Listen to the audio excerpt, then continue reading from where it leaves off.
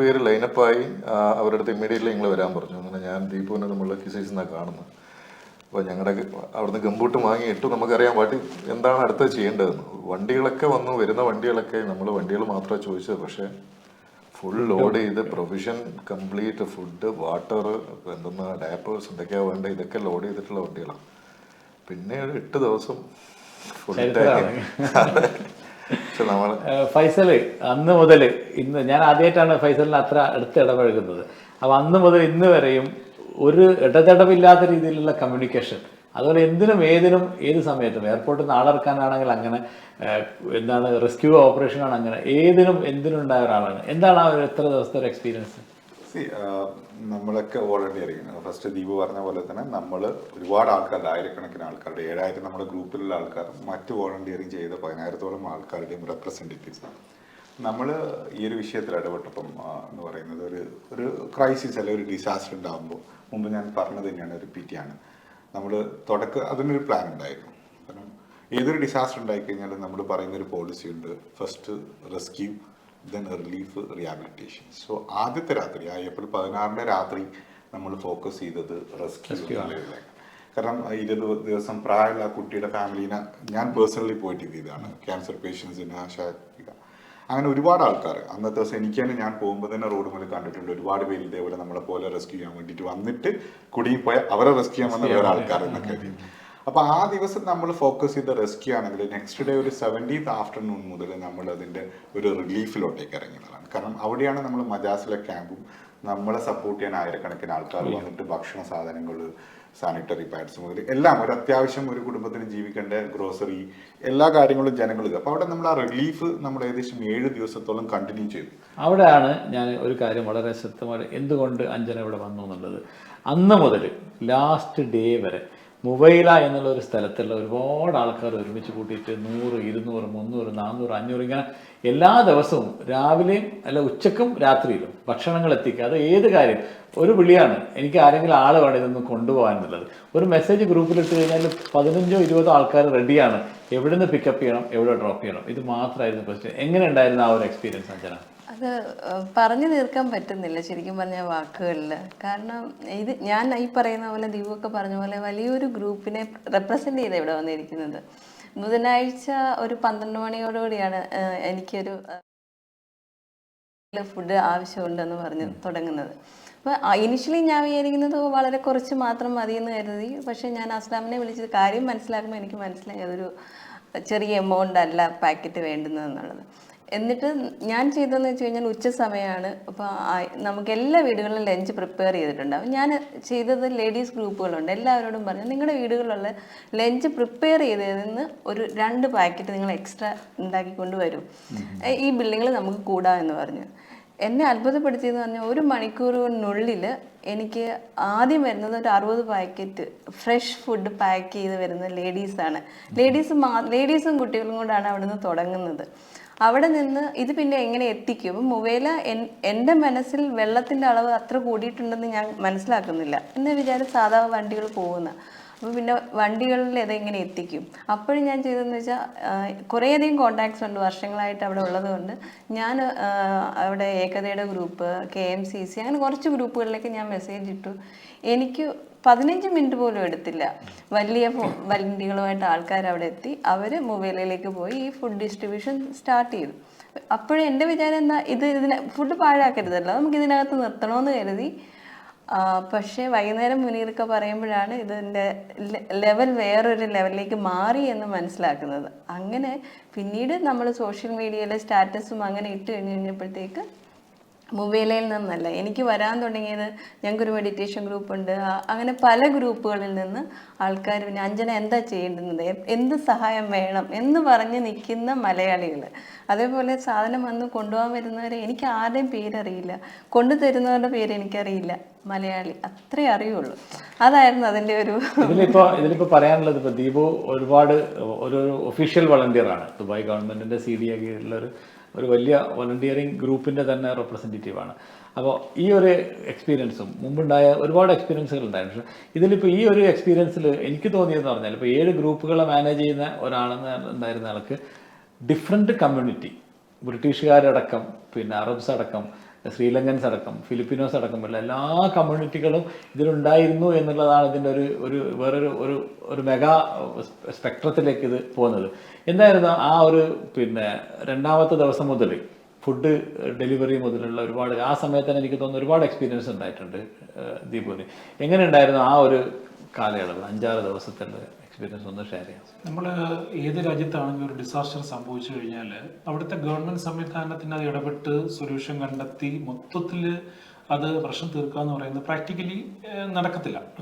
അവിടെയാണ് ഈ കമ്മ്യൂണിറ്റി വോളണ്ടിയറിങ്ങിൻ്റെ ഒരു ആവശ്യം. അത് ഈവൻ നാട്ടിലാണ്, നമ്മുടെ നാട്ടിൽ ഫ്ലഡ് ഉണ്ടായപ്പോഴും തീർച്ചയായിട്ടും ജനങ്ങൾ ഇറങ്ങി, മത്സ്യത്തൊഴിലാളികൾ ബോട്ട് സഹിതം ഇറക്കി, അങ്ങനെ ഒരു സംവിധാനം ലോകത്ത് തന്നെ നിലനിൽക്കുന്നതാണ്. ഈവൻ ഇവിടെ തന്നെ ഇവിടെ കോവിഡിൻ്റെ സമയത്ത് ഇപ്പം ഫൈസലും ഞാനും നസീഫും ഒക്കെ ഇതിൽ കൂടെ പ്രവർത്തിച്ചവരൊക്കെ ഞങ്ങൾ കോവിഡിൻ്റെ സമയത്ത് ഏറ്റവും ആദ്യം മുൻനിര ഇറങ്ങി പ്രവർത്തിച്ച വ്യക്തികൾ തന്നെയാണ്. ഇപ്പൊ ഇതിലേക്ക് വരുമ്പോൾ ഇതിൽ നമുക്കൊരു പ്രസിഡൻസ് ഇല്ല, എങ്ങനെ ചെയ്യണമെന്നുള്ളൊരു പ്രസിഡൻസ് ഇല്ല. അപ്പം ഞാൻ ആക്ച്വലി ഫസ്റ്റ് ഡേ തന്നെ ഞാൻ ഇവിടുത്തെ ഗവൺമെന്റ് അധികാരികളോട് സംസാരിച്ചിട്ടുണ്ടായിരുന്നു. അപ്പോൾ അവർ പറഞ്ഞൊരു കാര്യം, നിങ്ങളെ സേഫ് ആക്കുക, this a disaster management situation, so you are not train for that എന്നുള്ളതാണ് അവർ പറഞ്ഞത്. അപ്പോൾ ആദ്യത്തെ ദിവസം നമ്മൾ പ്രത്യേകിച്ച് അങ്ങനെ ഇടപെട്ടിട്ടില്ല. ദുബായിലാണ് ഈ ആദ്യത്തെ ദിവസം നമ്മൾ ചെയ്തെങ്കിൽ പിന്നീടാണ് നമ്മൾ മനസ്സിലാക്കുന്നത് ഷാർജയിൽ കുറച്ച് സ്ഥിതി മോശമാണ്. പ്രത്യേകിച്ചും ചില ഏരിയകളിൽ മജാസ്, കാശ്മീർ, അബുഷാര ഏരിയകളിൽ നല്ല വെള്ളമുണ്ട്, അവിടെ ബുദ്ധിമുട്ടുണ്ടെന്ന് മനസ്സിലാക്കിയാണ് ഞങ്ങൾ അങ്ങോട്ട് പോകുന്നത്. അവിടെ ചെല്ലുമ്പോൾ മജാസിൽ നമുക്കൊരു ഏരിയ കിട്ടി. അവിടെ നസീഫ് ഒരു വോളണ്ടിയർ ഉണ്ടായിരുന്നു. നസീഫ് അവിടെ ചെന്ന് ഷാജി ഞങ്ങളെല്ലാവരും ഉണ്ടായിരുന്നു, വയസ്സിൽ പോകുന്നു. അങ്ങനെല്ലാം അവിടെ ചെല്ലുന്ന സമയത്ത് നമ്മൾ അന്നേരമാണ് ഈ വെള്ളത്തിലേക്ക് കടക്കുന്നത്. വെള്ളത്തിലേക്ക് കടക്കുമ്പോഴത്തേക്ക് നമ്മൾ പോയി നോക്കി, ഞാനൊക്കെ പോയി നോക്കിയപ്പോൾ ശേഷം കഴുത്തറ്റം വരെ വെള്ളം കണ്ടു. പിന്നെ അങ്ങോട്ട് പോകാൻ തോന്നിയില്ല, കാരണം ഇനി എവിടെ വരെ എത്ര പോകുന്നുള്ള അറിയില്ല. അപ്പം എന്ത് ചെയ്യണമെന്നൊരു പിടുത്തമില്ല, കാരണം ആൾക്കാർ വിളിക്കുകയാണ് പല കാര്യങ്ങൾക്കും വേണ്ടിയിട്ട്. അവിടെയാണ് നമ്മൾ കയാക്കിൻ്റെ ഒരു ഓപ്ഷൻ തേടിയതും കയാക്ക് കിട്ടുകയും ചെയ്തു. അപ്പോഴാണ് കയാക്കിൽ സാധനങ്ങൾ, നമുക്ക് കയാക്കിൽ ഇരുന്നാൽ പിന്നെ സാധനം കയറ്റാൻ പറ്റില്ല. അപ്പം നമ്മൾ താഴെ നിന്ന് ഇഷ്ടം പോലെ വോളണ്ടിയേഴ്സ് ഇഷ്ടം പോലെ വന്നു. കയാക്കാണ് നമുക്ക് നല്ലൊരു ബെനിഫിഷ്യൽ സാധനം. പിന്നെ 4x പിന്നെ ഈവൻ അന്ന് തന്നെ നമ്മൾ ചെന്ന ദിവസം തന്നെ 2 എമർജൻസി ഇവാക്യുവേഷൻ. നമ്മൾ ഒരു സിവിയർ അറ്റാക്ക് പേഷ്യൻ്റ് ഉണ്ടായിരുന്നു, ഒരു നോർത്ത് ഇന്ത്യൻ. അത് ഈ പറഞ്ഞ പോലെ ഇതിൽ തന്നെ നമുക്ക് എന്നൊരു വണ്ടിയും റിസ്ക് എടുത്തുകൊണ്ട് അവിടെ ചെന്നു. ഇച്ചിരി ഹൈറ്റ് ഉണ്ടായിരുന്നുള്ളൂ, പക്ഷെ അവിടെ ചെന്നു, കയാക്കും ചെന്നു, രണ്ടും ഒരേ സമയത്ത് ചെന്ന് റിസ്ക് ചെയ്തുകൊണ്ട് പോയിരുന്നു. പിന്നെ ഒരു ഡയാലിസിസ് പേഷ്യൻറ്റ് വേറെ നാഷണാലിറ്റി തന്നെയായിരുന്നു. അപ്പം അവിടെ ഇതേപോലെ തന്നെ നമ്മൾ ചെന്ന് അയാളെ റെസ്ക്യൂ ചെയ്ത്, സിവിൽ ഡിഫൻസും ഉണ്ടായിരുന്നു അപ്പം നമ്മുടെ കൂടെ തന്നെ. അപ്പം നമ്മൾ ഇവാക്യുവേറ്റ് ചെയ്ത് വെളിയിൽ കൊണ്ടുപോകും. കാരണം ആംബുലൻസ് അവിടെ എത്തത്തില്ല, അതാണ് പ്രശ്നം. ആംബുലൻസ് ഈ വെള്ളം കുറഞ്ഞ സ്ഥലത്തേ എത്തത്തുള്ളൂ. അവിടുന്ന് ഇവാക്യുവേറ്റ് ചെയ്ത് ആംബുലൻസിൽ കയറ്റി നമ്മൾ കൊണ്ടുപോകുന്ന അവസ്ഥയാണ്. ഇറ്റ് വാസ് ലൈക്ക് ഒരു ഡിഫറൻസ് എക്സ്പീരിയൻസ് എന്നൊക്കെ പറയാം. പക്ഷേ ആ സമയത്ത് എങ്ങനെ മാനേജ് ചെയ്തു എന്നുള്ളതാണ് നമ്മുടെ ഒരു, അതായത് നമ്മള് ഒരു അബോധ മനസ്സിലായിരുന്നു എല്ലാവരും. പിന്നെ യാന്ത്രികമായിട്ട്, അതായത് ഇപ്പൊ ഞാൻ അക്കാഫ് അസോസിയേഷന്റെ സെക്രട്ടറിയാണ്. ഞാൻ നമ്മുടെ ഗ്രൂപ്പിൽ പറഞ്ഞു, ഞങ്ങളുടെ തന്നെ അക്കാഫ് അസോസിയേഷന്റെ ഒരുപാട് വോളണ്ടിയേഴ്സ് നെക്സ്റ്റ് എടുത്ത് രംഗത്തെത്തി, പാക്കിങ്ങിനാണെങ്കിലും എന്തിനാണെങ്കിലും. അപ്പൊ ആൾക്കാർ ഇങ്ങനെ വരികയാണ്, നമ്മൾ എന്ത് ചെയ്യണമെന്ന് ചോദിച്ചാൽ അതും അവിടെ വന്നിട്ട് പറയേണ്ട ആവശ്യമില്ല, പാക്കിങ് അവരും ഇടപെടുവാണ്. സാധനങ്ങൾ ഇഷ്ടം പോലെ സാധനം വന്നു. അപ്പൊ നമ്മൾ ഒരു പ്രത്യേക ഒരു ഫാമിലിക്ക് പറ്റുന്ന പാക്ക് ചെയ്താണ് കൊണ്ടുപോകുന്നത്, അല്ല നമ്മൾ എല്ലാം കൂടെ എടുത്തുകൊണ്ട് പോകാൻ പറ്റത്തില്ല. അതൊക്കെ പാക്കിങ് എല്ലാം ഒരു യാന്ത്രികമായിട്ട് നടന്നു പോകുന്നത്. നമ്മളൊരു ഗൈഡൻസ് മാത്രം കൊടുക്കേണ്ട ആവശ്യമുള്ളൂ. ഇവിടെ എനിക്കൊന്ന് രാവിലെ 4 മണി 5 മണി വരെയൊക്കെ Adil was on call always. I see that. മാത്രമല്ല എടുത്തു പറയേണ്ട കാര്യം, നമ്മൾ ഈ മജാസിൽ ആ ക്യാബിന്റെ അവിടെ 1, 2, 3 മൂന്നാമത്തെ ദിവസം നമ്മൾ പിരിയുന്നത് രാവിലെ ഓൾമോസ്റ്റ് 2 മണി 3 മണിക്കാണ്. അപ്പം നമ്മളൊരു എപ്പോഴും തുടങ്ങുന്ന സമയത്ത് ലാസ്റ്റും ഒരു ടോക്കുണ്ട്. ആ ടോക്കിൽ ആലോചിച്ച് നോക്കണം, 3 മണിക്കാണ് ഈ സംസാരം തീരുന്ന സമയത്ത് മുകളിൽ നിന്നൊരു കയ്യടി, ആ ബിൽഡിംഗ് ബാൽക്കണിയിൽ നിന്ന് 16ാമത്തെ ഫ്ലോർ നമ്മുടെ ഈ ടോക്ക് കേട്ടിട്ട് ദേവർ എൻകറേജിങ് ചീറിയാണ്. അവിടുന്ന് മുകളിൽ നിന്ന് നല്ല ഉഗ്ര ഒരു കയ്യടി. അതൊക്കെയാണ് നമ്മുടെ ഇൻസ്പിറേഷൻ. അതുപോലെ ഒത്തിരി ആൾക്കാരുടെ കോൺട്രിബ്യൂഷൻസ്, അൺബിലീവബിൾ, നിർത്താതെയുള്ള കോൺട്രിബ്യൂഷൻസ്. അവിടെ പ്രൊവിഷൻസ് വരുന്നത് കംപ്ലീറ്റ് അക്സെപ്റ്റ് ചെയ്യുന്ന ഞാനുണ്ടായിരുന്നു ഇവിടെ. അപ്പം അതിനകത്ത് ദീപു പറഞ്ഞ പോലെ ആദ്യത്തെ ദിവസം ഞങ്ങൾ എന്താണെന്ന് അസസ് ചെയ്യായിരുന്നു ഏരിയ. എസ്പെഷ്യലി മജാസിൽ പോയി നമ്മളവിടെ പിന്നെ ഒരു ഹംഗേറിയൻ നമ്മൾ തന്നെ ക്ലബിലുള്ള ഒരാളുടെ ബോട്ട് എടുത്തു. ആ ബോട്ടിൽ ഞങ്ങൾ ഡിസ്ട്രിബ്യൂഷൻ തുടങ്ങി. അതിൻ്റെ ഇടയിൽ ഒരു ഡയാലിസിസ് നമ്മൾ പിന്നെ ഇവാക്വേഷൻ ഉണ്ടായിരുന്നു. പിന്നെ അത് കഴിഞ്ഞിട്ട് ഞങ്ങൾ വൈകുന്നേരം എല്ലാം കഴിഞ്ഞു വൈൻഡപ്പ് ചെയ്ത സമയത്ത് ദീപു പറഞ്ഞു, നമുക്കൊന്ന് നോക്കാം ഡെപ്ത് എങ്ങനെയാണെന്ന് നോക്കാം വെള്ളത്തിൻ്റെ. വണ്ടി എടുത്തിട്ട് പോവാ രാത്രിയിൽ, ഒരു ഒന്നും കറണ്ടില്ല, പവറില്ല, ഒന്നുമില്ല, എത്രയാണെന്ന് പോലും അറിയില്ല. ഞാൻ ഒരുവിധം എൻ്റെ വണ്ടിയുടെ പ്ലാറ്റ്ഫോമിൻ്റെ മുകളിൽ വെള്ളം കയറുമ്പോൾ അടുത്ത് ദീപ് പറയാം, ഞാൻ ഇറങ്ങി നടക്കാം, അപ്പം അറിയാം അടുത്ത എൻ്റെ ഡെപ്ത് എത്രയാണെന്ന്. അപ്പം എന്തിനു വേണ്ടിയാണെന്ന് വെച്ചാൽ നെക്സ്റ്റ് ഡേ മോർണിംഗിലേക്കുള്ള പ്ലാനിങ് ചെയ്യാം ഞങ്ങൾ. ഇപ്പം നെക്സ്റ്റ് ഡേ ആകുമ്പോഴത്തേക്കും നമ്മളെ ബേസ് സെറ്റായി മജാസിൽ. അപ്പം അടുത്തെന്ന് വെച്ചാൽ പ്രൊവിഷൻസ് വരുന്നത് കംപ്ലീറ്റ് ആക്സെപ്റ്റ് ചെയ്യുക, അത് ഇമ്മീഡിയറ്റ്ലി സോർട്ട് ചെയ്യുക. അത് പല ടൈപ്പിൽ നിന്ന് പല സാധനങ്ങൾ വരിക. ഇതൊരു കിറ്റാക്കി അക്കാഫിൻ്റെ വോളണ്ടിയേഴ്സ് ഉണ്ട്, കംപ്ലീറ്റ് ഇരുന്ന് അവിടെ നിന്ന് സോർട്ട് ചെയ്യാണ്. സോർട്ട് ചെയ്ത് കഴിഞ്ഞാൽ അടുത്തതെന്ന് വെച്ചാൽ വെഹിക്കിൾ റെഡിയാണ് ലോഡ് ചെയ്യാൻ വേണ്ടിയിട്ട്. അപ്പോൾ ലോഡ് ചെയ്തിട്ട് ഫീൽഡിലോട്ടേക്ക് പോവുകയാണ്. അപ്പോൾ ഒരു സൈഡ് കംപ്ലീറ്റ് നമ്മുടെ ഫുഡും ഈ കിറ്റ് ഡിസ്ട്രിബ്യൂഷൻ, ബാക്ക് ആൻഡ് ഓഫീസിൽ നിന്ന് മുനീറിൻ്റെ ഓഫീസിൽ നിന്നും കാര്യങ്ങൾ വരുന്നുണ്ട്. ലൊക്കേഷൻ വൈസിൽ എവിടെയൊക്കെയാണ് സാധനങ്ങൾ കൊടുക്കേണ്ടത് അതിൻ്റെ അലോക്കേഷൻസ്, പ്ലസ് ഇവാക്വേഷൻ പ്ലാൻ. ഇടയ്ക്ക് ദീപുനെ കാണില്ല, ദീപു പിന്നെ അൽവാദ ഏരിയയിൽ ഇവാക്വേഷനായിട്ട് ഇപ്പം പറയുന്നത് എന്താ, അൽവാദ ഞാനൊന്ന് പോയി നോക്കട്ടെ, അവിടുത്തെ വെള്ളത്തിൻ്റെ നാളെ എന്നാ പിന്നെ അവിടത്തേക്ക് നമുക്ക് ഫോക്കസ് ചെയ്യാം. അപ്പം നമ്മൾ വെൽ പ്ലാൻഡ് ആയിരുന്നു ഓരോ ഓട്ടോമാറ്റിക് പ്ലാനിങ് ജസ്റ്റ് ഹാപ്പൻ. അല്ല അത് ഞാൻ പറഞ്ഞു, നമ്മളിപ്പം അതിൽ ഒരു 7 വാട്സപ്പ് ഗ്രൂപ്പ്, അതിൽ ആയിരക്കണക്കിന് ആൾക്കാർ മെസ്സേജ് അയക്കുന്നു. ഇതിൽ എത്ര പേര് റിപ്പീറ്റഡ് അയക്കുന്നുണ്ടെന്ന് അറിയില്ല. അപ്പോൾ അതിനെ സൂട്ട് ചെയ്യാൻ വേണ്ടി ഒരു ബാക്ക് ഓഫീസ് സെറ്റപ്പ്, അവിടെ കുറച്ച് പേര് ഇരിക്കുന്നു, അവർ കോൾ ചെയ്യുന്നു, വെരിഫൈ ചെയ്യുന്നു, ലൊക്കേഷൻ പിൻ പോയിന്റ് ലൊക്കേഷൻ എടുക്കുന്നു, അവരുടെ റിക്വയർമെന്റ് എടുക്കുന്നു, ആ ഏരിയയിലെ വോളണ്ടിയേഴ്സിനെ ഐഡന്റിഫൈ ചെയ്യുന്നു, അവരിലേക്ക് ഇവരുടെ റിക്വയർമെന്റ് എത്തിക്കുന്നു. സോ പല തമാശകള്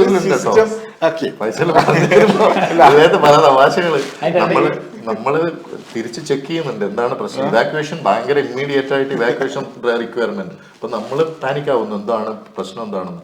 അപ്പം അത് നമ്മളത് ക്രോസ് വെരിഫൈ ചെയ്യേണ്ട ഒരാളുണ്ട്. അയാൾ വിളിച്ച് ചോദിക്കുമ്പോൾ പറയും കിച്ചണിൽ കോക്രോച്ച് കയറിയിട്ടുണ്ട്. സിമ്പിൾ കാര്യങ്ങൾക്ക് വേണ്ടിയിട്ടുള്ള അവരെ സംബന്ധിച്ചിടത്തോളം അവർക്ക് മറ്റു ഡെൻസിറ്റി അറിയുന്നില്ല.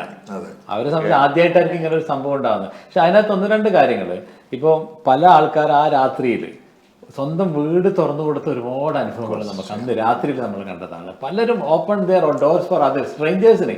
ഒരിക്കലും ഒരു സിംഗിന്റെ ഒരു അനുഭവം നമുക്കുണ്ടായിരുന്നു. കാല് മുറിഞ്ഞിട്ട് ഞാനത് ഭാഷയിൽ വെച്ചിട്ട് രാത്രി 3 മണിക്കാണ് മെസ്സേജ് വരുന്നത്. So I was on the road to do the rescue missions like. So പുള്ളി വണ്ടി വെള്ളത്തിലായി തള്ളുന്നതിൻ്റെ ഇടയിൽ വീണിട്ട് കാല് പൊട്ടി റോഡ് സൈഡിൽ കിടക്കുകയാണ്. സോ ബൈ 3:30 3:45 ആണ് ഞാൻ ബർഷയിലെത്തി പുള്ളിയെ വിളിച്ച് വണ്ടിയിലിട്ടു. സോ പുള്ളി പറഞ്ഞു പിറ്റേ ദിവസം പുള്ളി ഫുഡ് റെഡിയാക്കി പുള്ളിയുടെ വീട്ടിൽ വരുന്ന ആൾക്കാർ താമസിപ്പിക്കുന്ന രീതിയിൽ. അല്ല അതാണ് നമ്മൾ പറഞ്ഞ പാകിസ്ഥാനിയുടെ ഒരു വണ്ടി മെട്രോപോളിറ്റന്റെ ഓപ്പോസിറ്റ് ബ്ലോക്കായി. അദ്ദേഹം ഡയബറ്റിക് മരുന്നില്ല, മണിക്കൂറുകളോ അതിനെ കിടന്ന് അങ്ങനെ പോയിട്ട് റെസ്ക്യൂ ചെയ്തൊരു അനുഭവം. അന്ന് ഞാൻ 12:30 മുതൽ മോർണിംഗ് 7:30 വരെ. അല്ല ഇതില് ഞങ്ങൾ അന്ന് അവിടെ നിൽക്കുമ്പോൾ ഒരു കുട്ടി നമ്മളോട് ചോദിച്ചു, ഗ്രോസറി കളക്ട് ചെയ്യാൻ വേണ്ടി വന്നായിരുന്നു. പുള്ളി ജസ്റ്റ് ആ ഒരു എനിക്ക് 11th സ്റ്റാൻഡേർഡ് പഠിക്കുന്ന കുട്ടി. അവൻ ചോദിച്ചു ഇതിന് എവിടുന്ന ഫണ്ട് എന്ന് ചോദിച്ചു. So that was A striking question. നിങ്ങൾക്ക് എവിടുന്ന സാധനം വരുന്നത്? സോ സ്പോണ്ടേനിയസ് ഞങ്ങൾ ആൻസർ ചെയ്തത് ലൈക്ക് മനുഷ്യർ തരുന്നത് എന്നുള്ളതാണ്. There was no other ഇതിന് നമുക്ക് പറയാം മലയാളി എന്നോ ഇന്ത്യൻ എന്നോ മുസ്ലിം എന്നോ ഹിന്ദു എന്നോ നാഷണൽ ഹ്യൂമൻ ബീങ്. നമ്മള് പ്രയോറിറ്റീസ് കൊടുക്കുന്നുണ്ടായിരുന്നു. പലപ്പോഴും നമുക്ക് പേടിയായിരുന്നു ഈ കുക്ക്ഡ് ഫുഡ്സ് ഇങ്ങനെ വരുന്ന 500, 800, 1000 എന്ന് പറഞ്ഞിട്ട്. ഇപ്പം ആ ഒരു പീക്ക് അവേഴ്സ്, ഇപ്പോൾ ലഞ്ച് ആണെങ്കിൽ ലഞ്ച് ടൈം കഴിഞ്ഞിട്ട് ഒരു 2 hours കൂടി കഴിഞ്ഞ് ഫുഡ് അവിടെ ബാക്കിയാവാൻ പാടില്ല. കാരണം അത് മോശമാവും. മറ്റേ പെരിഷബിൾ എത്രയും പുഷ് ചെയ്യാന്നുള്ളതാണ്. അപ്പം നമ്മൾ അത്രയും പ്രയോറിറ്റി കൊടുത്ത് ഈ കുക്ക്ഡ് ഫുഡ് എത്തിക്കുക, വെള്ളം എത്തിക്കുക. അപ്പം അല്ലേ നമ്മൾ അതിൻ്റെ ഇടയ്ക്ക് ഇവാക്വേഷനും. Remember one incident. ഒരു സാനിയ എന്ന് പറഞ്ഞിട്ട് ഒരു കുട്ടി വിളിച്ചിട്ട് ഫോണിലായിരുന്നു വിളിച്ചത്. നമ്പർ കാണുമല്ലോ ഗ്രൂപ്പിൽ. പ്രഗ്നൻ്റ് ആണ്, 2 ദിവസമായി വെള്ളം കുടിച്ചിട്ട്. ഞാൻ എനിക്ക് ഹസ്ബൻഡ് നാട്ടിലുള്ളത്, എനിക്കൊന്നും ചെയ്യാൻ പറ്റുന്നില്ല, അന്ന് കരച്ചിലായിരുന്നു. ഉടനെ അതേ സമയം അതേ സ്പോട്ടിൽ മെസ്സേജ് ഇട്ടപ്പോൾ JLTന്ന് കുറച്ച് സാധനങ്ങളായിട്ട് സാറ എന്ന് പറഞ്ഞിട്ട് ഇന്നലെ അവിടെ അവാർഡ് വാങ്ങിക്കാനുണ്ടായിരുന്നു. സാറ വിളിച്ചിട്ട് പറഞ്ഞു Muneer I will take care of that, no need to worry. അങ്ങനെ പുള്ളിക്കാരത്ത് അവിടുന്ന് ഓടി വന്ന് ഒരു ബിൽഡിംഗ് തപ്പി അവിടെ കിട്ടാണ്ട് വരെ ബിൽഡിങ്ങിൽ കയറി എടുത്തുകൊണ്ട് ആശുപത്രിയിൽ കൊണ്ട് വീട്ടിലാക്കി കൊടുത്തു. അവരെ സ്വന്തം വീട്ടിൽ ഓണർഷിപ്പ് ഏറ്റെടുക്കുകയാണ്. അത്രമാത്രം സ്ത്രീകളും കുട്ടികളുടെയും കൂടെ വോളണ്ടിയറും എടുത്ത് പറയണം. കാരണം അവര് പോലും ഈ പറഞ്ഞ എല്ലാ വിധത്തിലും ഇപ്പം അഞ്ജനയുടെ കാര്യത്തിൽ ഇപ്പൊ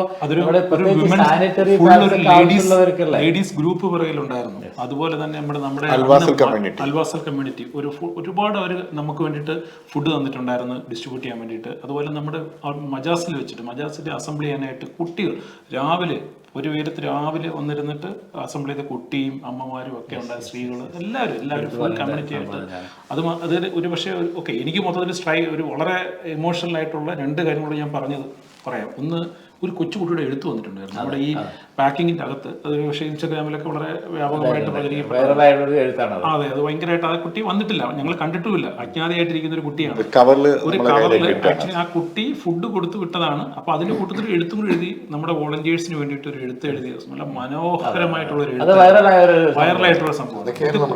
അതാണ് നമ്മുടെ ഇതിന്റെ അകത്തൊക്കെ നമുക്ക് ഈ പറഞ്ഞ പോലെ നേട്ടങ്ങളൊന്നുമില്ല, ഇതൊക്കെയാണ് നേട്ടങ്ങൾ. നമ്മൾ ഈ ലാസ്റ്റ് വരുമ്പോഴത്തേക്ക് ഇങ്ങനെയുള്ള കുറച്ച് കാര്യങ്ങൾ നമുക്ക് സന്തോഷം. നിരന്തരം കേൾക്കുന്ന ഒരു ചോദ്യമുണ്ട് ഇപ്പൊ വോളണ്ടിയറിങ് കൂടെ പറയുമ്പോൾ.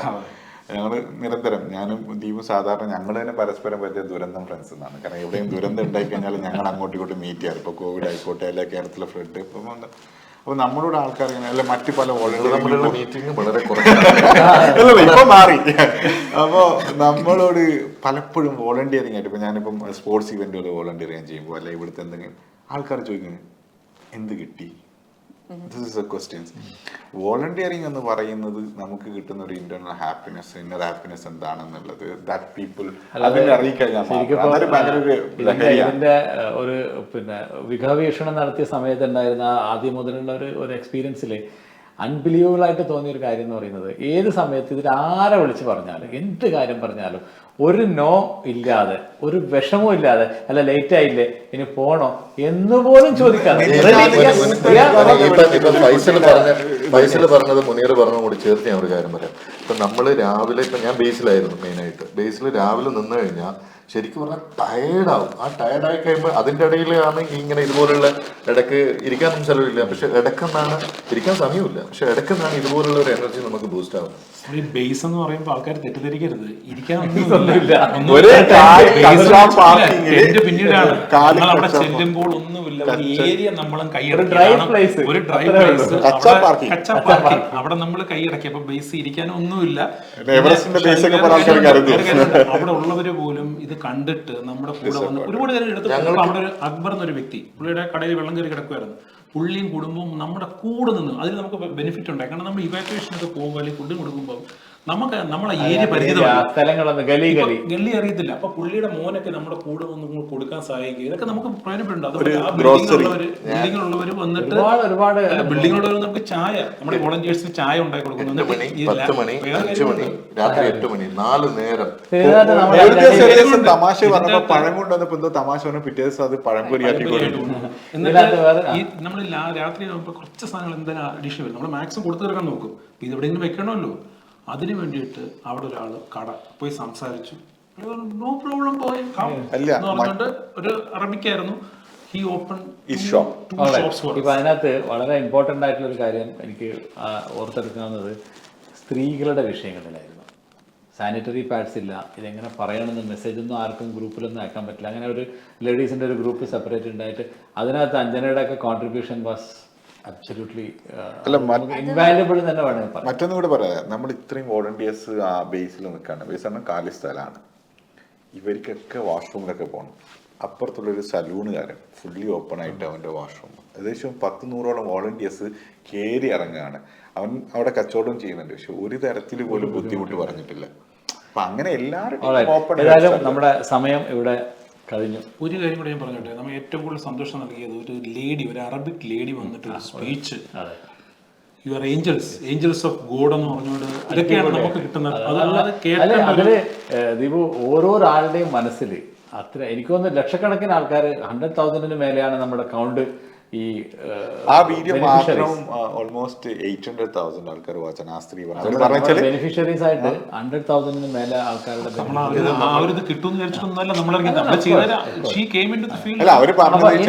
ഇപ്പൊ നാളെ ഇനി വരുന്ന ഒരു പിന്നെ മഴ കെടുതി വരുമ്പോൾ നിങ്ങളുടെ അനുഭവങ്ങളിൽ എന്താണ് അവർ പ്രിക്കോഷൻ എടുക്കുന്നത്? Be prepared. എങ്ങനെ be prepared in the sense, നമുക്കറിയാം ഇപ്പം എസ്പെഷ്യലി ഏതൊക്കെ ഏരിയയിലാണ് ഈ വാട്ടർ അക്കോമഡേഷൻസ് ഉണ്ടായിട്ടുള്ളതെന്ന് ക്ലിയർ കട്ടായിട്ട് അറിയാം. എന്താണ് സംഭവിക്കുന്നതെന്ന് അറിയാം. എസ്പെഷ്യലി ബേസ്മെന്റിൽ ഒരു കാർ വിടാതിരിക്കുക, എലിവേറ്റഡ് പ്ലേസസിലേക്ക് മാത്രം കാർ പാർക്ക്, പുറത്ത് എവിടെയായാലും. ഏറ്റവും നല്ലത് ഇതുപോലുള്ള പ്ലേസിലുള്ളവർ റീലൊക്കേറ്റ് ചെയ്യുക, ഫ്രണ്ട്സിൻ്റെ അടുത്തോ ഫാമിലിൻ്റെ അടുത്തോ വേറെ സ്ഥലം അങ്ങോട്ടേക്ക് മാറുക, വെറുതെ ഒരു പിന്നെ പാനിക് സിറ്റുവേഷനിലേക്ക് വരും. ഇനി മാറാൻ പറ്റാത്ത സ്ഥിതിയാണെങ്കിൽ തന്നെ ഒരു സർവൈവൽ കിറ്റ് എപ്പോഴും ഉണ്ടാക്കുക. കാരണം ഗ്ലോബൽ വാർമിംഗ് ആണ്, വെതർ ഇങ്ങനെ മാറിക്കൊണ്ടേയിരിക്കുകയാണ്, ഏത് സമയത്ത് എപ്പോഴൊക്കെയാണ് ഇനി ഇതുപോലെ ക്ലൗഡ് ബ്ലാസ്റ്റ് ഉണ്ടാവുക നമുക്കറിയത്തില്ല. അപ്പം അതിനൊക്കെ എന്ത് ചെയ്യണത്, ബി പ്രിപ്പയർഡ്. നമ്മൾ രണ്ട് കാര്യങ്ങളുണ്ട്. നമ്മൾ ഈ കഴിഞ്ഞ മഴ ഏപ്രിൽ 16 തീയതിയുള്ള മഴയുടെ അത്രയും ഇനി ഭീകരത ഉണ്ടാകാൻ ചാൻസ് ഇല്ല. ഇപ്പോഴും പോലും ഒരു 1/4 താഴെ വരാൻ സാധ്യതയുള്ളൂ. സോ അത്രയ്ക്ക് മനുഷ്യരെ പേടിക്കേണ്ട ആവശ്യമില്ല എന്നുള്ളത്. അത് മാത്രമല്ല, വേറെ കാര്യം എടുത്തു പറയേണ്ടിയിരിക്കുന്നു, ഇവിടുത്തെ government system they are prepared. കഴിഞ്ഞ വർഷത്തെ കൂട്ടല്ല, കഴിഞ്ഞ വർഷം പ്രിപ്പയർഡ് അല്ല എന്നുള്ളതല്ല, പക്ഷെ ഒരു പ്രതീക്ഷയില്ല ഇത്രയും വലിയ മഴ ഉണ്ടാവുന്നുള്ളൂ. 75 വർഷത്തിന് അത്രയും വലിയ ഗവൺമെന്റ് സിസ്റ്റം ഈസ് വർക്കിംഗ്. ഇന്നലെ മുതൽ ശരിക്കും പറഞ്ഞു കഴിഞ്ഞാൽ പുതിയ പ്രഡിക്റ്റ് ചെയ്ത മുതൽ ഹൗ ദേ ആർ വർക്കിംഗ്. ഇപ്പം ഫസ്റ്റിൽ പറഞ്ഞ പോലെ ഓരോ ഡ്രെയിനേജുകളും അവർ ഓപ്പൺ ചെയ്ത് വെച്ചു. ഓക്കെ, വാട്ടർ അക്യുമുലേറ്റ് ആകുന്ന ഏരിയകളുടെ ഇപ്പൊ തന്നെ അവർ ആ ഏരിയയിൽ പാർക്കിംഗ് അവർ ഒഴിവാക്കി, അവരത് ക്ലോസ് ചെയ്തു. അങ്ങനെ എല്ലാ രീതിയിലും സ്കൂളുകൾ ഓഫാണ്. ഒരു കാര്യമുണ്ട്, ഈ പ്രൈവറ്റ് എല്ലാവരും മുതലാളികളോട് പറയുകയാണ്, പറ്റുമെങ്കിൽ നാളെ അവധി ഡിക്ലെയർ ചെയ്തിട്ടില്ല, ഓപ്ഷനാണ് കൊടുത്തിരിക്കുന്നത്. പക്ഷേ പ്രൈവറ്റ് മുതലാളിമാരും പലതും കഴിഞ്ഞ വർഷം സംഭവിച്ചതാണ്. മാക്സിമം എമർജൻസി ആയ കേസുകൾ മാത്രം ഓൺലൈൻ ആക്കുക, ബാക്കിയൊക്കെ ഓഫ്ലൈനിലൊക്കെ ഓപ്ഷൻ കൊടുക്കുക. എനിക്കൊരു കാര്യം പറയുന്നത്, നിങ്ങളെല്ലാവരും നിങ്ങളുടെ കൂട്ടുകാർക്ക് വേണ്ടിയിട്ട് അല്ലെങ്കിൽ മറ്റുള്ളവർക്ക് വേണ്ടി നിങ്ങളുടെ ചെവി ഒന്ന് കൊടുക്കാൻ വേണ്ടി ശ്രമിക്കുക എന്നുള്ളതാണ് എനിക്ക് എല്ലാവരോടും പറയാനുള്ളത്. കാരണം ഞാൻ ആ സമയത്ത് പല ലേഡീസിനെ വിളിച്ചു. എൻ്റെ നമ്പർ ഇങ്ങനെ പോയതിന് ശേഷം അതിൽ ഹസ്ബൻഡ് ഇവിടെ ഇല്ല, മക്കളും കുട്ടികളും ഉണ്ട്, മാത്രമാണ് അവർ ഒറ്റയ്ക്കുള്ളൂ. ഈ വാട്ടർ കണ്ടാമിനേറ്റഡ് ആയിട്ട് ഡയറി ആയപ്പോൾ ഇവരൊരു പാനിക് സിറ്റുവേഷനിലേക്ക് പോയി. കാരണം ഹോസ്പിറ്റൽസൊക്കെ ഫുള്ളെന്നുള്ളൊരു ന്യൂസ് കൂടെ കേട്ട് കഴിഞ്ഞപ്പോൾ ഇവർക്ക് ആവശ്യം എന്തായിരുന്നു എന്ന് എനിക്ക് വിളിച്ചപ്പോൾ മനസ്സിലായത് അവർക്ക് മറ്റൊന്നുമല്ല. അവരൊരു പാനിക് സിറ്റുവേഷനിൽ പോകുമ്പോൾ അവരെ ഒന്ന് കേൾക്കാൻ ഒരാളുണ്ട്. അവർ പിന്നീട് എന്നെ വിളിച്ച് പറഞ്ഞത്, ഒന്ന് നമ്മളെ കേൾക്കാൻ ഒരാളുണ്ട്. എൻ്റെ വിഷമം പറഞ്ഞു കഴിഞ്ഞപ്പോൾ എനിക്ക് സമാധാനമായി. ഓക്കെ, എന്തെങ്കിലും പറ്റിയ ആളുണ്ട് എന്നുള്ളൊരു തോന്നൽ എനിക്ക് കിട്ടി. ധൈര്യമായിട്ട് ഉറങ്ങാൻ പറ്റി. ആ നോട്ടോട് കൂടി നമുക്ക് അവസാനിപ്പിക്കാം. നിങ്ങൾ ആരും ഭയപ്പെടേണ്ട. എന്ത് പ്രതിസന്ധികൾ വന്നാലും ജീവിതത്തിൽ, അതിന് മഴയായാലും കൊടുങ്കാറ്റായാലും ജീവിതത്തിൽ എന്ത് പ്രതിസന്ധികൾ വന്നാലും നിങ്ങൾ ഒറ്റയ്ക്കല്ല, നിങ്ങളുടെ കൂടെ നമ്മളെല്ലാവരുമുണ്ട് എന്നുള്ള ഒരു വാഗ്ദത്വം തന്നെയാണ് ഇപ്പോൾ നമുക്ക് എല്ലാവരും കൊടുക്കാനുള്ളത്. അതുകൊണ്ട് പ്രിയപ്പെട്ടവരെ, നിങ്ങളും ഇതുപോലെ ആവുക. മറ്റുള്ളവർക്ക് വിഷമങ്ങൾ വരുമ്പോൾ ഒരു ചെവി കൊടുക്കുക, അത്രമാത്രം മതി. ഒന്ന് കേട്ടാൽ തന്നെ അവരുടെ എല്ലാ വിഷമങ്ങളും മാറിക്കോളും. Thank you very much for joining me. It was pleasure and honour to host all of you. Thank you so much. We'll come after the break.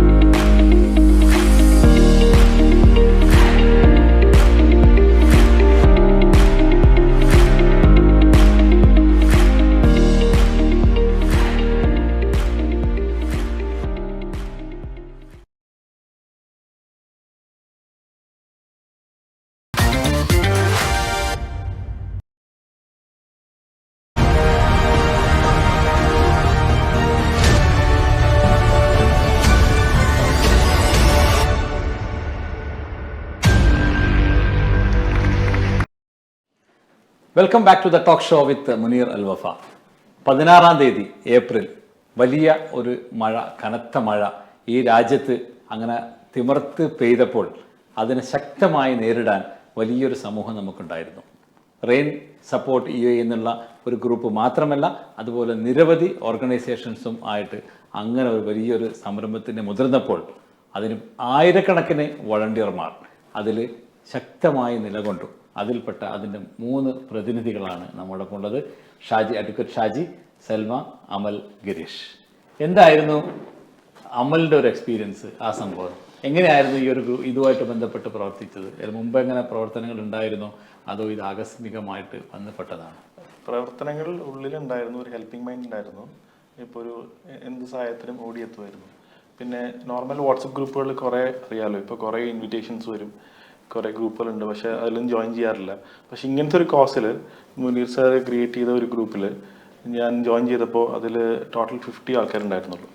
ഞാൻ ആ ഗ്രൂപ്പ് ഞാൻ പലർക്കും ഷെയർ ചെയ്ത് കൊടുത്തപ്പോൾ അവസാനം അരമണിക്കൂർ കഴിയുമ്പോൾ എനിക്ക് റിപ്ലൈ ചെയ്യണം, ആ ഗ്രൂപ്പ് ഫുള്ളായി. അപ്പോൾ ഒരു വിത്തിൻ ഹാഫ് ആൻ അവർ എല്ലാവരുടെയും ഒരു മൈൻഡ് സെറ്റ് ഒന്നായിരുന്നു. എല്ലാവരും ആലോചിച്ചുകൊണ്ടിരിക്കുന്ന ഒരു കാര്യം. കാരണം ഇങ്ങനത്തെ ഒരു ഹെൽപ്പിംഗ് മൈൻഡ്, ഇങ്ങനെ പ്രശ്നങ്ങൾ നടക്കുന്നുണ്ട്, ഹൗ ക്യാൻ വി ഹെൽപ്പ്? അപ്പോൾ അങ്ങനത്തെ ഒരു ഓപ്ഷൻ എങ്ങനെ കിട്ടും? അപ്പോൾ അങ്ങനത്തെ ഒരു ഇതായിരുന്നു നമ്മൾ റെയിൻ സപ്പോർട്ട് ഗ്രൂപ്പിൻ്റെ സ്റ്റാർട്ടപ്പ്. അപ്പോൾ പിന്നെയാണ് നമ്മൾ ആ ഗ്രൂപ്പിൽ കൂടെയാണ് ഇതിൻ്റെ കാര്യങ്ങളും, ഇതിൻ്റെ ഈവൻ ന്യൂസിലൊന്നും ഉണ്ടായിരുന്നില്ലെങ്കിലും ഇതിൽ കൂടെയാണ് നമ്മൾ ഇതിൻ്റെ തീവ്രതയും എന്തൊക്കെയാണ് എല്ലാ റിക്വയർമെൻറ്റ്സും, എങ്ങനെയാണ് ആൾക്കാരെ, എത്ര ആൾക്കാരാണ് പെട്ടിരിക്കുന്നതെന്നും ഒക്കെ നമുക്ക് മനസ്സിലാവുന്നത്. അപ്പോൾ അങ്ങനെ വന്നത് ആക്ടിവിറ്റി സ്റ്റാർട്ട് ചെയ്തപ്പോൾ ആദ്യം ദുബായിലായിരുന്നു. ദുബായിൽ പേഴ്സണലായിട്ട് ഞാൻ പോയ റിക്വയർമെൻറ്റ്, എനിക്ക് വന്ന കോൾസിൽ ഒരു 20 സ്റ്റാഫുകൾ, ഒരു കമ്പനി സ്റ്റാഫുകളായിരുന്നു.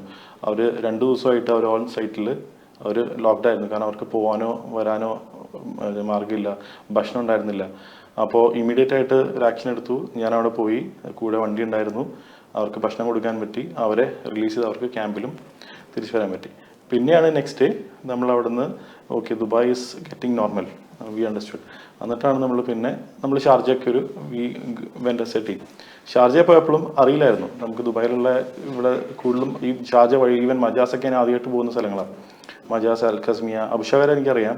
എന്നാലും ഇങ്ങനത്തെ ഒരു ക്രൈസിസ് അവിടെ ഉണ്ടായിരുന്നു നമുക്കറിയില്ലായിരുന്നു. നമ്മൾ പോയി when with a group, but ഇത്ര റിക്വയർമെൻറ്റ് ഉണ്ടായിരുന്നില്ല. ഓക്കെ, അത് ഭക്ഷണം കൊടുത്ത് തിരിച്ചു വരാം, ഭക്ഷണം കൊടുത്ത് തിരിച്ചു വരാൻ പോയി. പിന്നെയാണ് അവിടെ പോയി ഇറങ്ങി തിരിച്ചപ്പോൾ നമ്മൾ ഭക്ഷണവും സാധനങ്ങളൊക്കെ ആയിട്ട് പോയി. ഞാനാണ് ആദ്യം അവിടുത്തെ ഒരു ഗട്ടറിൽ വീണത്. അത് കഴിഞ്ഞിട്ടാണ് പിന്നെ എനിക്ക് തോന്നുന്നു ഫസ്റ്റ് വീഡിയോ ചെയ്തത്. അപ്പോൾ എൻ്റെ വൈഫ് എന്ന് കണ്ടിട്ട് ആ വീഡിയോ എനിക്ക് അയച്ചു തന്നു, സേഫ് ആയിരിക്കണം എന്ന് പറഞ്ഞു 3 ദിവസം കഴിഞ്ഞിട്ട്. അപ്പോൾ ഞാൻ പറഞ്ഞു ഞാനാണ് ആദ്യം വീണത്. അതെ, അപ്പോൾ എനിക്കറിയാം എൻ്റെ എക്സ്പീരിയൻസും എന്തോ ലക്കിനാണ് അത് അവിടെ നിന്ന് എക്സ്പെർട്ട്. അപ്പോൾ അവിടെ നിന്ന് വീണിട്ടും ഞാൻ പിന്നെ ഡ്രസ്സ് എല്ലാം ഒഴുക്കായി. പിന്നെ എല്ലാം കഴിഞ്ഞിട്ടാണ് എനിക്ക് അവിടെ ഒരു ഷോപ്പ് ഉണ്ടായിരുന്നു. It was run by a Filipino lady. അപ്പോൾ അവരെനിക്ക് അവിടെ നിന്ന് ഡ്രസ്സ് തന്നു. അവർ പൈസ പോലും വാങ്ങിച്ചില്ല. അപ്പോൾ ബട്ട് ഞാൻ അവർക്ക് പേ ചെയ്തു. കാരണം ഈവൻ ഞാൻ നടക്കുമ്പോൾ ആ കടയിൽ ഫുള്ള് വെള്ളമായിരുന്നു. അവർ പുറകെ വാഷ് ചെയ്യുന്നു. കാരണം അവിടുത്തെ ആ ഏരിയയിലെ സപ്പോർട്ട് വളരെ നല്ലതായിരുന്നു. പിന്നെ എനിക്കൊരു ഹാർട്ട് ബ്രേക്കിംഗ് എക്സ്പീരിയൻസ് എന്ന് വെച്ചാൽ, നമ്മൾ വെള്ളവും കാര്യങ്ങളായിട്ട് നമ്മൾ വരുമ്പോൾ ഈവൻ കുറേ പേര് ചോദിക്കുന്നു വാട്ട് ഇസ് എ പ്രൈസ്, എത്രയാണ് എൻ്റെ പൈസയാണ് പറയുന്നത്. പൈസക്കല്ല, ഇറ്റ് ഇസ് ഫോർ ഫ്രീ. അപ്പോൾ അതിൻ്റെ ഉള്ളിൽ അവരുടെ ഉള്ളിലെ സന്തോഷം, അവർ ആ ഒരു കരഞ്ഞില്ല എന്നുള്ളത്, എന്നാലും അവർ ആ ഒരു ഗ്രാറ്റിറ്റ്യൂഡ് വാസ്. പിന്നെ നമ്മുടെ കോർ മെമ്പേഴ്സ് എല്ലാം ഈ ഒരു ഇത് നടന്നുകൊണ്ടിരിക്കുമ്പോൾ ഒരു AC കംപ്രസർ വാസ് വർക്കിംഗ്, വെള്ളത്തിൽ ഓടിക്കൊണ്ടിരിക്കുക. അപ്പോൾ ഒരു നോർമൽ കണ്ടീഷനിലാണെങ്കിൽ ഇപ്പം ഞാനാണെങ്കിൽ അതിൽ പോവില്ല, കാരണം എനിക്കറിയാം അവിടെ കറണ്ട് ഉണ്ടാവും. പക്ഷെ ആ ഒരു സമയം അത് നമുക്കറിയില്ല. ആ സമയം നമ്മളെ ഫാമിലിയോ വേറെ ഒന്നും നമ്മുടെ മനസ്സിലില്ല, നമ്മുടെ കുട്ടികളുടെ ഫാമിലിയോ ഒന്നും നമ്മുടെ മനസ്സിലില്ല. നമുക്കിത് ഒരു മിഷനിൽ ഇറങ്ങിയപ്പോൾ അത് കംപ്ലീറ്റ് ചെയ്യണം, അതായിരുന്നു ലക്ഷ്യം. അത് ഇത്രയും വോളണ്ടിയേഴ്സും എല്ലാവരുടെ സപ്പോർട്ടിലൂടെ അത് സക്സസ്ഫുള്ളി കംപ്ലീറ്റഡ് ആയി എന്നാണ് ഞാൻ വിശ്വസിക്കുന്നത്. അപ്പം ഈ ഗ്രൂപ്പിലുള്ള പല ആൾക്കാർക്കും ഇപ്പം സൽമ എന്ന് പറഞ്ഞാൽ കൃത്യമായിട്ട് അവരുടെ എല്ലാവരുടെയും ഫോണിൽ നമ്പർ എഴുതി ശേഖരിച്ച് വെച്ചിട്ടുണ്ടാകും. സൽമ എന്ന് പറയുമ്പോൾ അറിയാം, ആ ഒരു ക്യാമ്പിനകത്ത് അല്ലെങ്കിൽ ആ ഒരു പ്രദേശത്ത് ഏത് ആൾക്കാർക്കും ഏത് സാധനത്തിനും ഗവൺമെൻറ് ഒഫീഷ്യൽസുമായിട്ട് കണക്ട് ചെയ്യുന്ന ഒരു വലിയൊരു ചാലകമായിരുന്നു സൽമ. എങ്ങനെ ഉണ്ടായിരുന്നു സൽമയുടെ ഒരു എക്സ്പീരിയൻസ്? അതെനിക്ക് 2018 പ്രളയത്തിൽ ഞാൻ നാട്ടിലുണ്ടായിരുന്നു. ആ സമയത്തും ഇതുപോലെ തന്നെ നമ്മൾ പെട്ടെന്ന് കോൾ വരെ ഞാൻ കൊടുങ്ങല്ലൂരാണ്. കൊടുങ്ങല്ലൂർ നമ്മൾ പോലീസ് സ്റ്റേഷൻ മൈതാനിൽ പെട്ടെന്നൊരു കളക്ഷൻ പോയിന്റ് ഉണ്ടാക്കി. ഇതുപോലെ തന്നെ റിക്വയർമെൻറ്റ്സ് അനുസരിച്ചിട്ട് ആളുകൾക്ക് നാട്ടിലൊരു അപ്പം തന്നെ ഇലക്ട്രിസിറ്റി ഒക്കെ കംപ്ലീറ്റ് പോയിട്ടുണ്ടായിരുന്നു. പിന്നെ നമ്മൾ പാലിയേറ്റീവ് കെയർ ചെയ്തിരുന്നു. ആ രോഗികളൊക്കെ വെള്ളത്തിൽ ഏറ്റവും കൂടുതൽ എഫക്റ്റ് ചെയ്ത ഏരിയയിലായിരുന്നു ഞങ്ങളൊക്കെ ഉണ്ടായിരുന്നത്. അപ്പോൾ അങ്ങനെ ഒരു അനുഭവം എനിക്ക് ഉണ്ടായിരുന്നു. എന്താണ് അപ്പോൾ പെട്ടെന്ന് ചെയ്യേണ്ടതെന്നുള്ള ഒരു ഇതിൽ ഞാൻ ഫസ്റ്റ് പക്ഷേ ഞാൻ ചെയ്തതെന്ന് വെച്ചാൽ ദുബായ് പോലീസിൻ്റെയും ഷാർജ പോലീസിൻ്റെയും ഇതിലേക്ക് മെസ്സേജ് അയച്ചു. ഇങ്ങനെ ഞാൻ ബില്ലിംഗ് ആണ്, വളണ്ടിയറായിട്ട് വരാനായിട്ട്, ഇങ്ങനെ എനിക്കൊരു അനുഭവം ഉള്ളതിൻ്റെ പേരിൽ നിങ്ങൾ അക്സെപ്റ്റ് ചെയ്യുന്നുണ്ടെങ്കിൽ ഞാൻ എന്ത് ചെയ്യാനായിട്ട് തയ്യാറാണെന്ന് പറഞ്ഞ് മെസ്സേജ് ഇട്ടു. അജ്മാൻ പോലീസിൻ്റെ റിപ്ലൈ വന്നില്ല, പക്ഷേ ദുബായ് പോലീസിൻ്റെയും ഷാർജ പോലീസിൻ്റെയും റിപ്ലൈ വന്നു. അപ്പം തന്നെ എനിക്കൊരു ലിങ്ക് അയച്ചു തന്നു, അതിൽ എൻട്രി ചെയ്തു.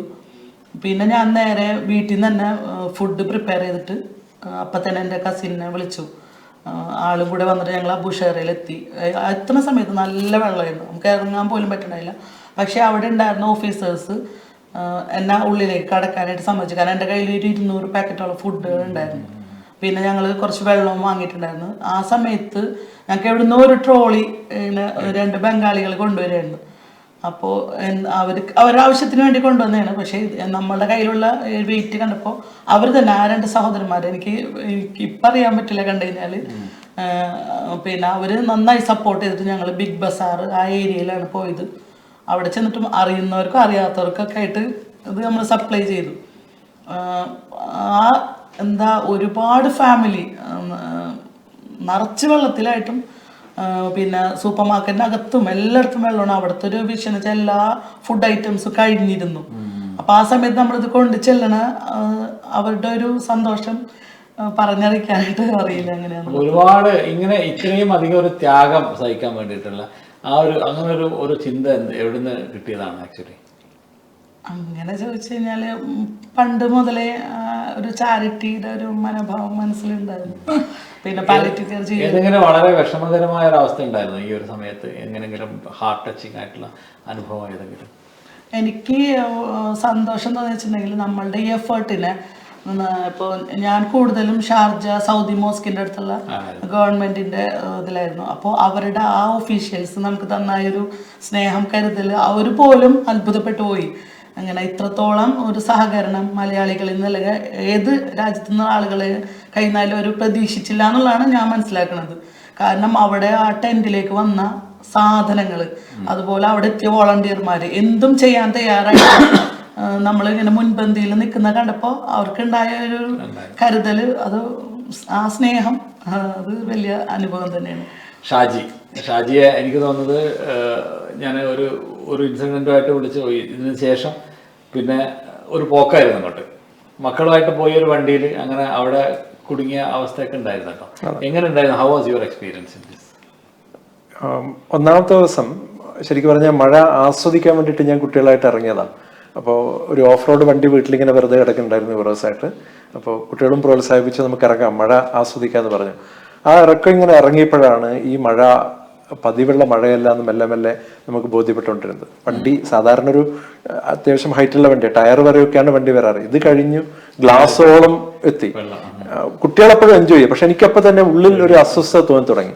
അവിടുന്ന് പുറത്തിറങ്ങിയപ്പോൾ ഒരു സൗദിയിൽ നിന്ന് ഈദ് ആഘോഷിക്കാൻ വന്ന ഒരു മലയാളി ഫാമിലി ഒരു തുരുത്തിൽ ഒറ്റപ്പെട്ട പോലെ ഒറ്റപ്പെട്ടിട്ട്, എന്ന് പറഞ്ഞാൽ സാധാരണ ക്ലോക്ക് ടവറിന്റെ അടുത്തുള്ള ഒരു സ്ഥലമാണ്, പക്ഷെ അവർക്ക് ഒരു തരത്തിലും പുറത്തേക്ക് ഇറങ്ങാൻ പറ്റാണ്ട് ഇങ്ങനെ നിൽക്കുക. അപ്പോഴാണ് എനിക്ക് മനസ്സിലായത് ഈ നമ്മുടെ ദൗത്യം ഈ വണ്ടി ഇപ്പൊ ആസ്വദിക്കാനില്ല, ഇതിന് വേറൊരു ദൗത്യം ഉണ്ടെന്ന് മനസ്സിലായി. അപ്പോഴാണ് അതേ സമയത്ത് തന്നെയാണ് മുനീറിന്റെ ഗ്രൂപ്പ് അതിന് നേരത്തെ ക്രിയേറ്റ് ചെയ്യപ്പെട്ടിട്ടുണ്ട്, മുനീറിനെ ആഡ് ചെയ്യായിരുന്നു. പക്ഷെ ഞാൻ ശ്രദ്ധിച്ചിട്ടുണ്ടായിരുന്നില്ല ആദ്യം. അപ്പോഴാണ് ഞാൻ ഇതിലേക്ക് ശ്രദ്ധ വരുന്നതും മൊത്തം ആഘോഷത്തിൽ നിന്ന് മഴ ആഘോഷിക്കുക എന്നുള്ളതിൽ മാറി ഇതൊരു റെസ്ക്യൂവിലേക്ക് വരുന്നത്. പിന്നെ നേരത്തെ ഷെയർ ചെയ്ത പോലെ ഒരുപാട് കരളലിയിപ്പിക്കുന്ന അനുഭവങ്ങളാണ്.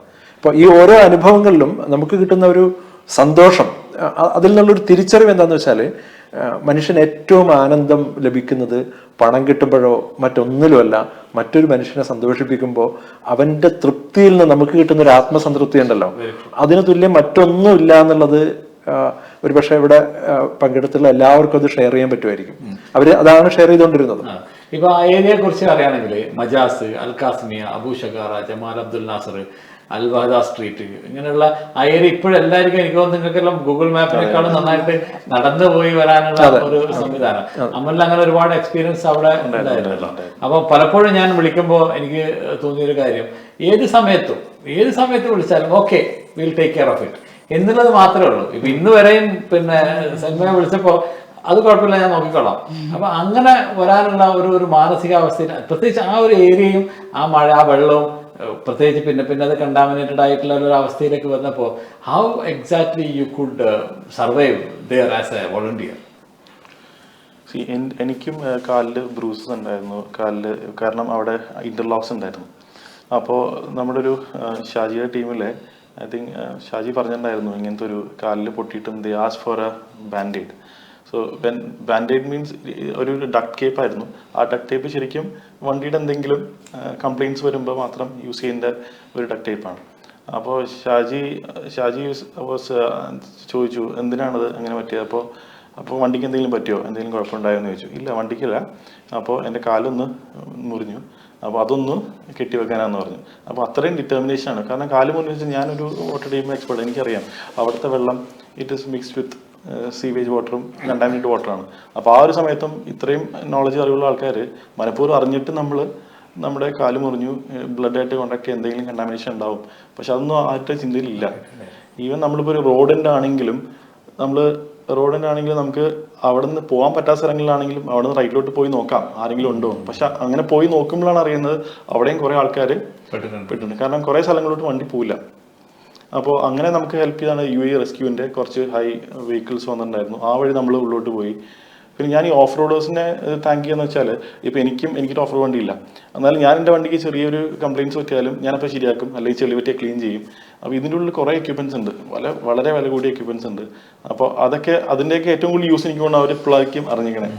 എന്നാലും അതിൽ ആ ഒരു ഇത്രയും ഹൈ പ്രൈസ്ഡ് വണ്ടിയിലൊക്കെ ഒരു വിഷമമില്ലാണ്ട് എവിടെ പോകാനും, വെള്ളം തെറിച്ചാലും ചെളി വീണാലും എന്താ പറയുക, അവർക്കറിയാം അതിൻ്റെ പാർട്സൊക്കെ പോകുമെന്ന് പറഞ്ഞിട്ടും അവരായിട്ട് ഡെഡിക്കേഷൻ എത്ര ഉള്ളിൽ പോയാലും എത്തിച്ചേരണം അവിടെ. Even the last meal should go there. ഒരു മീൽ ഇല്ലാത്ത തിരിച്ചു വന്നിട്ടില്ല. ഇവർ 2 മീൽ എക്സ്ട്രാ ഉണ്ടെങ്കിൽ തന്നെ അത് കൊടുത്തിട്ടാണ് ആ ടീം വന്നിട്ടുള്ളൂ. അപ്പോൾ അതിൻ്റെയൊക്കെ ഒരു ഡെഡിക്കേഷൻ എന്ന് വെച്ചാൽ അത് ഒരു ഉള്ളിൽ നിന്നൊരു ഇറ്റ്സ് ഒരു ഇന്റേണൽ പവറാണ്, അല്ലാണ്ട് ഒരു നമ്മൾ പഠിച്ചിട്ടുള്ള കാര്യങ്ങളൊന്നുമല്ല.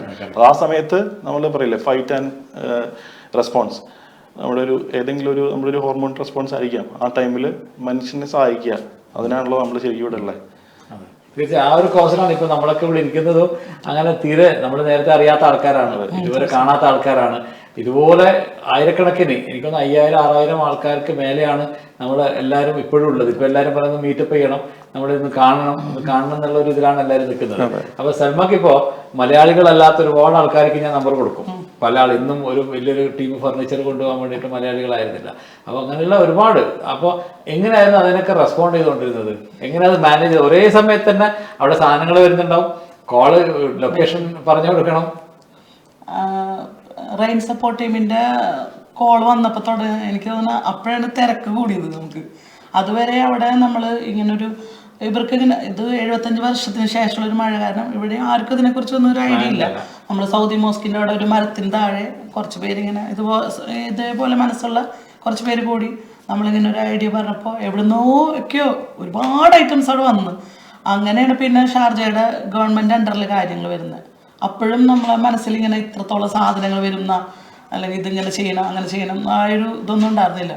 ഈ റെയിൻ സപ്പോർട്ട് ടീമിൻ്റെ കോൾ വരാൻ തുടങ്ങിയതോടുകൂടി ശരിക്കും പറഞ്ഞാൽ അവിടുത്തെ ഒഫീഷ്യൽസ് വരെയും ഞെട്ടിപ്പോയി എന്നുള്ളതാണ്. കാരണം എവിടുന്നാണ് ആരാണ് ഒരേ സമയം ഫോണ് വാട്സപ്പ് കോൾ ഇങ്ങനെ വന്നുകൊണ്ടിരിക്കുമ്പോൾ നമ്മൾ അവരെ അറിയിക്കും, ഇങ്ങനെ ഇന്ന ടീം ഇപ്പം കുറച്ച് സാധനങ്ങളായിട്ട് വരും. കുറച്ചെന്ന് പറയുമ്പോൾ നമ്മൾ ചെറിയൊരു സ്ഥലമാണ് അവിടെ ഉണ്ടാക്കുന്നത്. പക്ഷെ വിചാരിച്ചതിനേക്കാൾ ഏറെ ഞാനൊന്നും ശരിക്കും എന്താണ് അവിടെ ചെയ്തതെന്ന് പോലും എനിക്ക് ഓർക്കാൻ കഴിയില്ല. കാരണം ഞാൻ 7 മണിക്ക് എത്തും, ഏറെക്കുറെ 7:30 രാവിലെ 8 മണിയൊക്കെ ആകുമ്പോൾ അവിടെ എത്തും, തിരിച്ച് 1:30-2.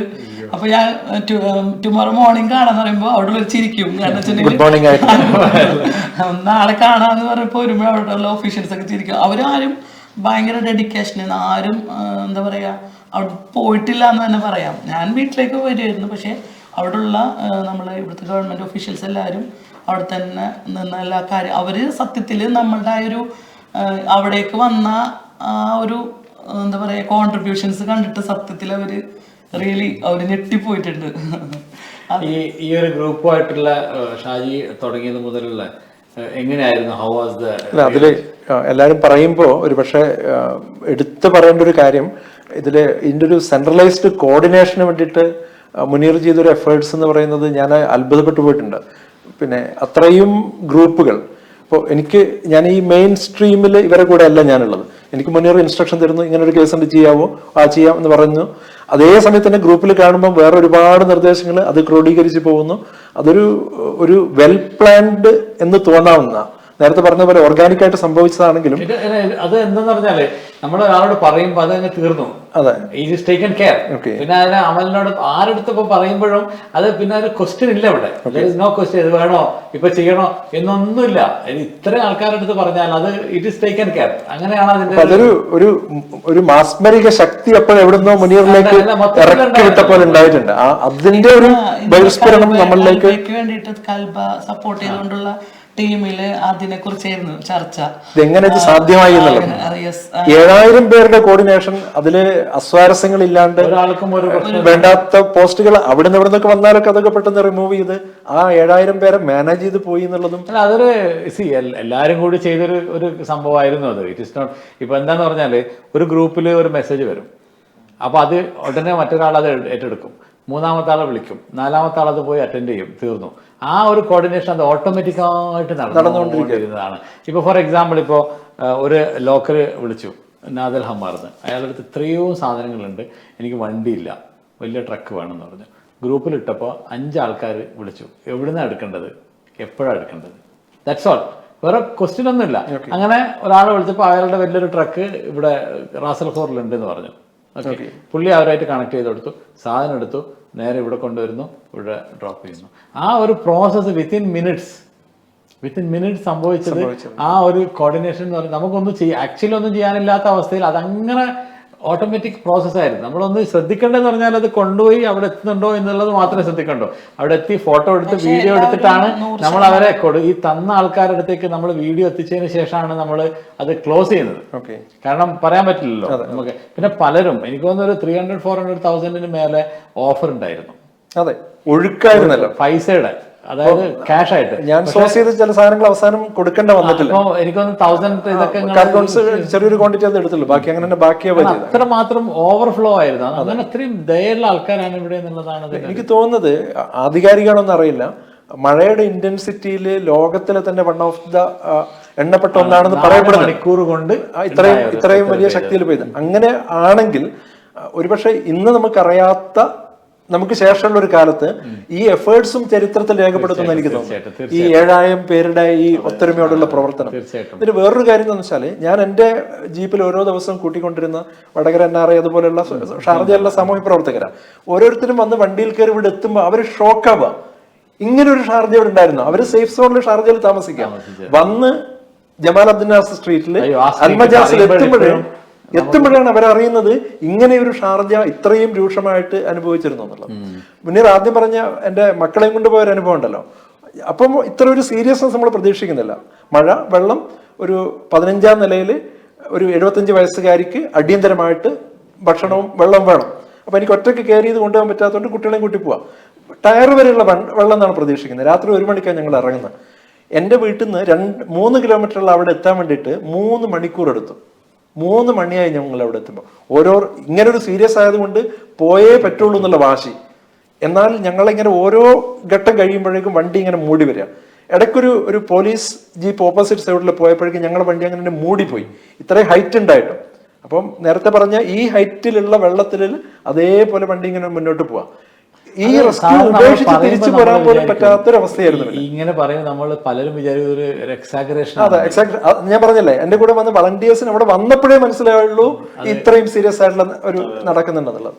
പിന്നെ ഇതൊന്ന് റെക്കോർഡ് ചെയ്യാനും പ്രചരിപ്പിക്കാനുള്ള ഒരു മൂഡിലായിരുന്നില്ല നമ്മൾ എന്നുള്ളത് കൊണ്ട് അങ്ങനെ ആരും ചെയ്തിട്ടുമില്ല. പിന്നെ കുട്ടികൾ അപ്പുറത്ത് ഇപ്പുറത്ത് എടുത്ത കുറച്ച് വീഡിയോസ് ഒക്കെ ആകെ ഇപ്പൊ നമ്മുടെ വീഡിയോക്ക് വേണ്ടി തപ്പിയപ്പോ ആരുടെ വീഡിയോ ഇല്ല. എല്ലാരും അതാരും അന്ന് എടുക്കാനുള്ള, ഒന്നാമത് ഫോൺ പിടിച്ചത് എടുക്കാനുള്ള ഫോൺ കാണിച്ചത് എന്റെ കുട്ടികളെടുത്ത്. അവരപ്പോഴും ഇവിടെ വളർന്ന കുട്ടികളല്ലേ, മഴ എന്താണ് അവർക്കറിയില്ല.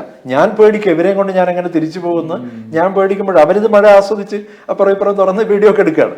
അപ്പൊ അതല്ലാത്തൊരു റെക്കോർഡ് ചെയ്യപ്പെട്ടിട്ടുണ്ടാവില്ല. അനുഭവങ്ങൾ ഷെയർ ചെയ്യാന്നുള്ളത് മാത്രമേ നമുക്കിതിൽ പറ്റൂ. പിന്നെ ഇപ്പൊ ഇനി വരുന്ന മഴ, ഈ മഴയത്ത് ഇതുപോലുള്ള പിന്നെ സംഭവങ്ങൾ ഇത്ര വരുന്നില്ലെങ്കിൽ പോലും എന്തൊക്കെയാണ് സ്ത്രീകളുടെ ഭാഗത്ത് ശ്രദ്ധിക്കേണ്ടത്? എനിക്ക് തോന്നുന്നു എല്ലാവരും ഇപ്പോൾ ഒരുവിധം ബോധേഡായിട്ടുള്ള ഒരു അവസ്ഥയിലാണെന്ന് തോന്നുന്നത്. പിന്നെ നമുക്ക് കൂടുതലും എല്ലാവരും ഒരുവിധം ആയിരിക്കണം. കാരണം ഇപ്പോൾ അത്ര വലിയൊരു അനുഭവം അവർക്ക് ഉണ്ടായിട്ടുണ്ടല്ലോ. അപ്പം എന്നാലും പിന്നെ പുറത്തേക്ക് പോവാതെയും പരമാവധി ഫുഡൊക്കെ എല്ലാവരും ശേഖരിച്ചൊക്കെ വെക്കുക, അങ്ങനെ ശ്രദ്ധിക്കുക. അത്ര ഇതിലുള്ളൊരു പ്രശ്നം എന്താ അറിയാം അമൽ, എനിക്ക് പറയാനുള്ളത് ഇപ്പൊ എല്ലാവരും പ്രിപ്പയർഡ് ആണ്. അപ്പൊ എല്ലാവർക്കും എന്താണ് ഇനി സംഭവിക്കാൻ പോകുന്നത് സംഭവിച്ചാലും ഇപ്പോൾ സപ്പോർട്ടിന് ആൾക്കാരെന്ന് അവർക്ക് ഓക്കെയാണ്, അവർക്കറിയാം ഞങ്ങൾക്ക് ഇവിടെ എന്തെങ്കിലും പറ്റി കഴിഞ്ഞാൽ ദർ ആർ പീപ്പിൾ, എത്രയോ ലക്ഷക്കണക്കിന് ആൾക്കാർ. ഇനി ഇപ്പൊ 7000 ആണത്, ഈ 7000 അതൊരു 1 ലക്ഷമോ 2 ലക്ഷമോ ആവാം. അത് എല്ലാവരും വരും, എവിടെ ചാൻസ് കിട്ടിയാലും എല്ലാവരും സപ്പോർട്ടിന് വേണ്ടി വരും. അപ്പോൾ പിന്നെ പറയേണ്ട കാര്യങ്ങൾ കുറച്ച് ഇപ്പോൾ ഹെൽത്ത് കെയർ, എനിക്ക് പറയാനുള്ളത് ഇപ്പോൾ ഹെൽത്തായിട്ട് എന്തെങ്കിലും ബുദ്ധിമുട്ടുള്ള ആൾക്കാർ ഇങ്ങനത്തെ ഒരു റെയിൻ അഫക്റ്റഡ് ആവാനുള്ള ചാൻസ് ഉണ്ടെങ്കിൽ അവർ കുറച്ച് കെയർ ആയിട്ട് കോഷ്യസ് ആയിട്ടിരിക്കുക. അവരുടെ ഇമ്പോർട്ടൻറ്റ് മെഡിസിൻസ് ആ കാര്യങ്ങൾ അവരുടെ ഡോക്ടറായിട്ട് കൂടുതൽ ടച്ച് ചെയ്തിരിക്കുക.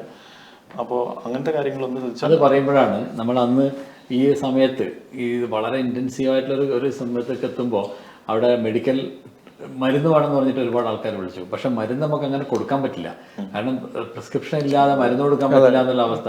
അങ്ങനെ ഇമ്മീഡിയറ്റ്ലി ഫോം ചെയ്തു. ഒരു ഫൈസലും അതുപോലെ അതിലൊക്കെ കൂടിയിട്ട് ഡോക്ടേഴ്സിനെ കോർഡിനേറ്റ് ചെയ്തപ്പോൾ ഒരു ഏതാണ്ട് 150 ഡോക്ടേഴ്സ് റെഡി ആയിട്ട് ഒരു ഗ്രൂപ്പ് ക്രിയേറ്റ് ചെയ്തു. അവിടുന്ന് എന്തിനാ റെഡിയാണ്, ഏത് സമയത്ത് വിളിച്ചോട്ടെ, 24 hours നമ്മൾ റെഡിയാണെന്നൊക്കെ പറഞ്ഞ് അതൊക്കെ അൺബിലീവബിൾ ആയിട്ടുള്ള ഒരു എക്സ്പീരിയൻസ് ആണ് നമുക്ക് കിട്ടിയത്. അപ്പോൾ സമയം ഏതാണ്ട് കഴിയാറായി.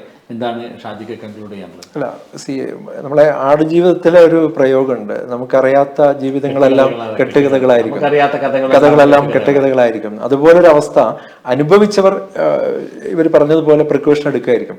അനുഭവിക്കാത്തവർക്ക് ഒരുപക്ഷെ ഇതെന്ത് എന്ന് തോന്നും.